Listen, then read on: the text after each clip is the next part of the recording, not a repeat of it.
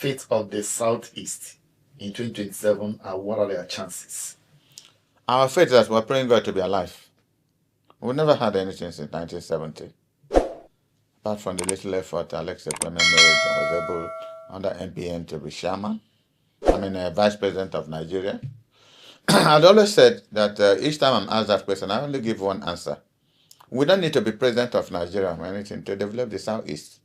All we need is for our 5 governors to be indigenous of Southeast, to have the interests of our people at heart, coordinate their efforts. Our place will be as good as Taiwan or Japan.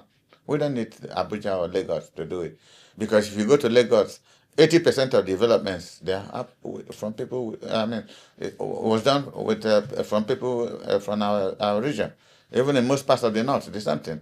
So we can afford to put our house in order and then develop our place. If we can do it for other people, we can do it for ourselves too. And it is circumstances like this that push people to start thinking home. Knowing fully well that if you don't develop your place, how can you claim leadership? When the war started, people ran home to find out they don't even have a place with their families to stay. That's why at the end of the war, people started building houses, the whole of the Southeast. So I hope that will translate into proper development, industrial development, estates and such things. And they're happening in most places now. So it takes time to do, but it might not be immediately visible, but a lot of work is going on in the Southeast. Please do us a favor by clicking on your subscribe button and don't forget to like and share this video. Thank you. In the light of what you are saying now, where does he leave P2B? Does he still have a chance to contest? Well, if there is a Nigeria, he will contest. If there is a Nigeria, politically speaking, I think P2B has one advantage. He has gone beyond the call of duty being an Igbo man. He's a Nigerian. People look at him as a Nigerian hope, which is an advantage he had that no other leader has it. It's a Nigerian hope. Those who don't trust President Tinubu, most of them trust P2B. They believe he can make a change. Again, that is, thank God you use the word trust. That is where trust becomes valuable, becomes something you can look forward to. Most Nigerians who have lost faith in the political process pray and hope that Peter will emerge to become the future of this country. That is genuine trust. If somebody can lay his future, his family, and give it to one man, that's a lot of trust. And I believe that he cannot abuse it. He will not disappoint if God gives him the opportunity to be president of this country, if there is still a country. Why do you say there's still a country? Yes, you can remain in a place without it, and it's not a country. Once you balkanize a place, it's not a country. Because I don't know what is coming up from the north. A lot of meetings are holding on in different parts of the north. Nobody knows what is going to come up. So we're in a dilemma. Please do us a favor by clicking on your subscribe button and don't forget to like and share this video. Thank you. The dilemma is the kind of situation that happened in the morning. You hear Ojukwu make a big speech. In the evening, Gowon replies him. And we continued this for about 2.5 months I think it was up to 2 years from the coup of 66. A few months, and then the civil war started. To the ordinary person on the street, you'll be excited. Ojukwu is going to speak in the evening. He speaks very well. He'll listen. The next morning, go on with this, I will crush this, I will do this.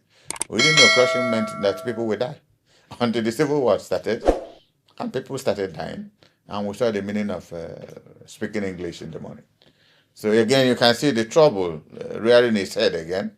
There's crisis in the politics. So if it's not from the military, it is even more dangerous if it's coming from the civilians who are supposed to be the stabilizing factors in the politics. You can start a revolution by voice. What you say in your mouth could be destructive. Could raise hatred, mistrust. A lot of things could happen without really firing a gun.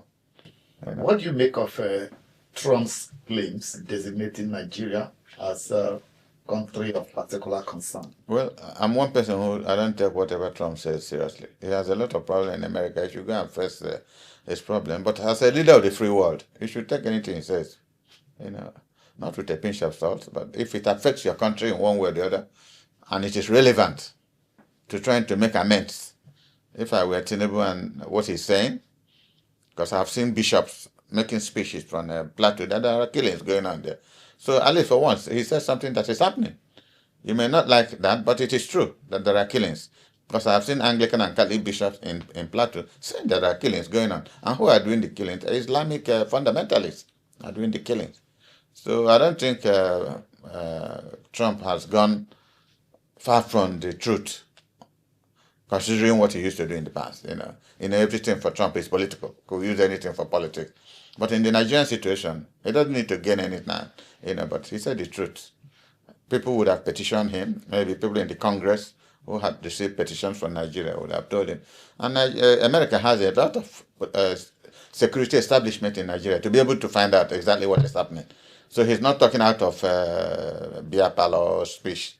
There must be enough evidential proof that something like this is happening. And he said that. And you can see our government struggling to explain.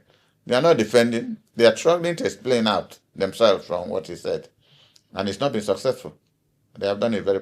All right, it's no more a news that the people of Nigeria have put their hope and their faith in the hands of P2B coming this 2027 general election. As we all hear Dan Ulasi said, P2B has gone to be an Igbo man. Rather, it can be designed to be called a Nigerian because as long as there will be an election in the country, Nigeria 2027, P2B is going to be on the ballot, and of which he have made it publicly so many times that definitely he's still going to be in the ballot 2027. But what many Nigerians are hoping, if he will be the right candidate, well, we can all hear from Dan Ulasi, and as many Nigerians know that P2B is the only viable candidate that can be contesting this 2027 election, and he's the only candidate that can defeat President Bola Ahmed Tinubu. Reasons, because a lot of people have lost faith in this current administration, APC, and nobody is even believing article, and especially when it comes to the kind of zoning and not zoning which is they are practicing, and it's just a major conflict in Nigeria. And as we all know that since it has become like that, so P2B who are promising to go for one term which is only 4 years has been designed by the political schedule that only such has 4 years remaining for the North to take over for the next 8 years or either 4 years according to the political agreement.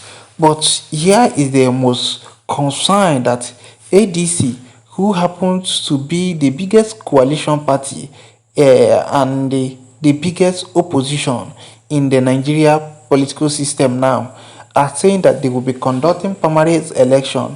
And we all know that LUP, that's the Labour Party forum, is not that stable enough for Peter Obi to run upon.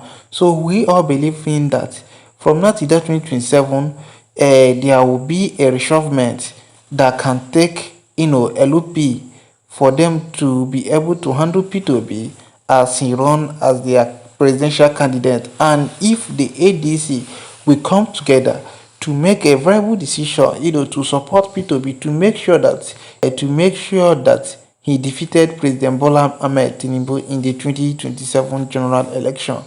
You see, when you talk about the Igbo, yes, truly that according to their record, as we can all hear what he said, that these people have been marginalized, and these people have never for one day tested a government seat as a vice president either or as a president. So P2B, who happened to be the first Igbo man to run for the presidency and have a concluded 6 point something million votes in 2023, and which is not a very big landscape for Tinubu to win him. So we all believe that with the current change and dynamic at how this current administration has already fed everybody, so we believe that P2B will be pulling out, a great number that will make him to win this election 2027. So hopefully, the Igbo might have chance to be president of the country in 2027. That's when Peter Obi win. And when you talk about investment, and if the Igbo people are coming back home, definitely it's like they have realized that there's no place like home, especially with this current demolition that's happening in Lagos State, and many markets that are being demolished by the government. So it gives them much concern for them to start developing their home and come back home, because in your own house nobody is going to chase you away, because everybody is equal. But here you are not equal, because people can only put it in a tribal way, that, or can even say that you should go, we don't need you anymore, and you're not going to do anything, because that is their land and you don't have right over it.